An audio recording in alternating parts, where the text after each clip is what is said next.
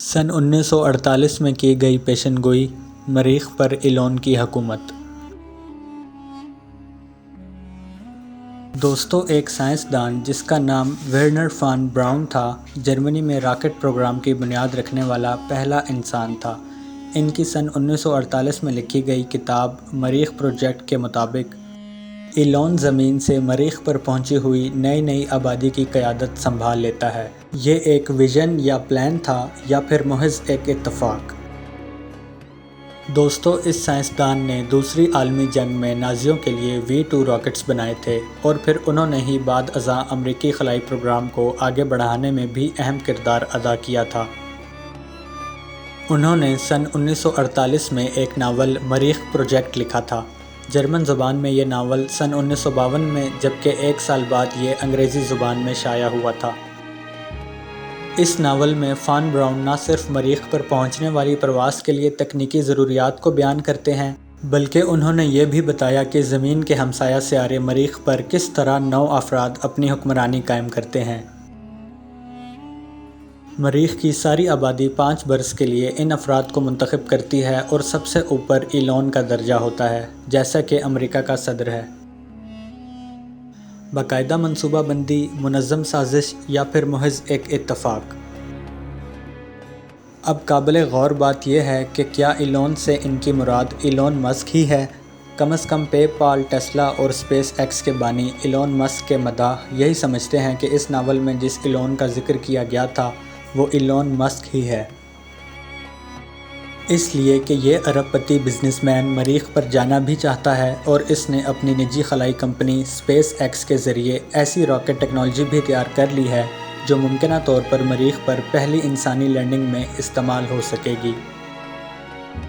گزشتہ برس جب ایک صحافی نے ٹویٹر پر ورنر فان براؤن کے ناول سے اقتباس شیئر کیا تو اس کا جواب ایلون مسک نے بھی فرینکن اسٹائن فلم کے ایک ڈائیلاگ کے ساتھ دیا تھا: تقدیر، تقدیر، میرے لیے اس سے فرار ناممکن ہے، لہٰذا کوئی بھی اپنے مقدر سے بچ نہیں سکتا۔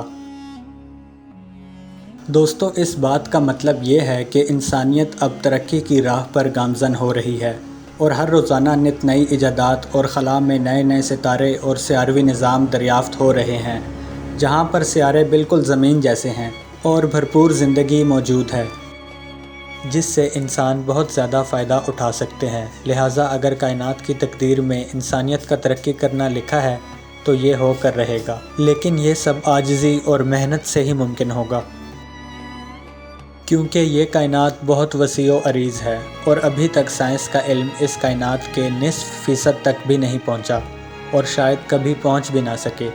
بہرحال انسانیت کی خوشحالی ایک اچھی چیز ہے، بشرط یہ کہ یہ خوشحالی اللہ کی یاد سے غافل نہ کر دے۔ ایلون نام کا پس منظر۔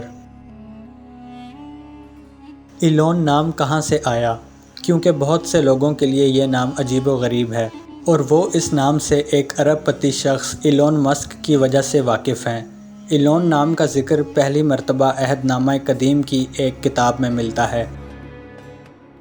یہ نام عبرانی زبان سے نکلا ہے اور اس کے معنی راکھ یا پھر درخت کے ہیں، لیکن اس کا ایک معنی طاقت کا سرچشمہ بھی ہے۔ شاید یہی وجہ تھی کہ فان براؤن نے اپنے ناول کے مرکزی کردار کے لیے اسی نام کا انتخاب کیا۔ افریقہ میں ایلون کا نام لڑکیوں کے لیے استعمال ہوتا ہے اور اس کا مطلب ہے خدا مجھ سے محبت کرتا ہے۔ ایلون مسک کی جڑیں جنوبی افریقہ سے جڑی ہیں اور وہاں یہ نام بھی عام ہے۔ منفرد کتاب مریخ پروجیکٹ نامی ناول کو مریخ مشن کے لیے تکنیکی ضروریات کے لحاظ سے پہلا سائنسی متاثر کن مطالعہ سمجھا جاتا ہے، اور مزے کی بات تو یہ ہے کہ یہ کتاب انسان کے چاند پر قدم رکھنے سے بھی 20 سال پہلے شائع ہوئی تھی۔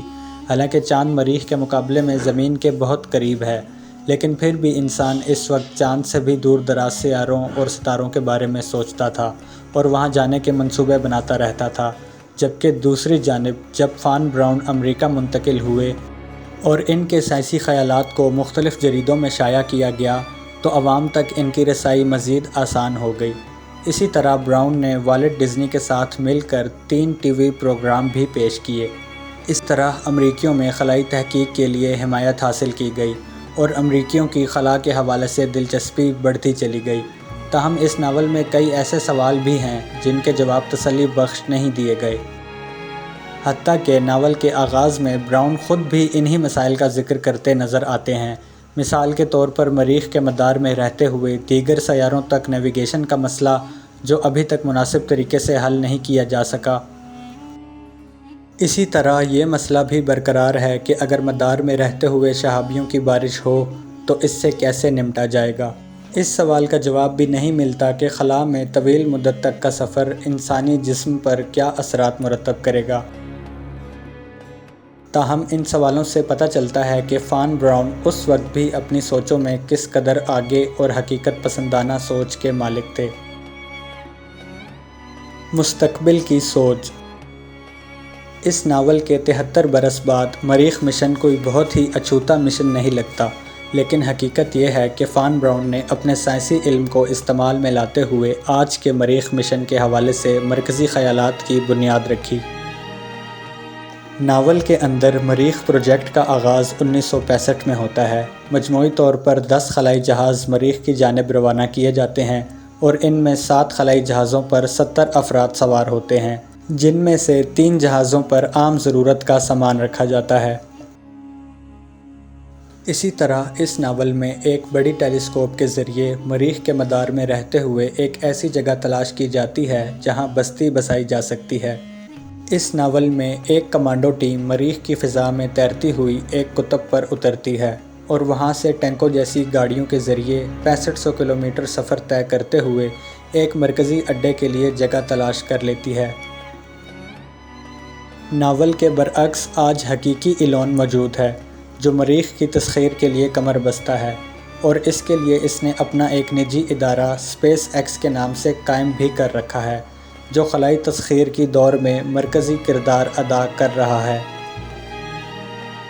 ایلون مسک کی بات کی جائے تو وہ سن 2030 سے پہلے انسان کو مریخ پر اتارنا چاہتے ہیں، جبکہ وہ 1 ملین افراد کو وہاں آباد کرنا چاہتے ہیں۔ تاہم وہاں کس کی اور کیسی حکومت ہوگی، اس حوالے سے ایلون مسک ابھی خاموش ہیں۔ دوستو، ایلون مسک کی اپنی زندگی بھی دلچسپی سے خالی نہیں ہے۔ وہ بہت محنت کر کے اس مقام پر پہنچے ہیں کہ اس وقت ان کی 5 اپنی کمپنیاں ہیں اور اس وقت وہ دنیا کے سب سے امیر ترین شخص مانے جا رہے ہیں۔ اس پر پھر کسی ویڈیو میں بات کریں گے۔ ویڈیو پسند آئی تو لائک، شیئر اور چینل سبسکرائب کرنا نہ بھولیے گا، اور ہمیں مزید سپورٹ کرنے کے لیے آپ ہماری آن لائن شاپ سے مختلف چیزیں بھی خرید سکتے ہیں، جس کا لنک ڈسکرپشن میں موجود ہے۔ اپنا بہت خیال رکھیے گا۔ خدا حافظ۔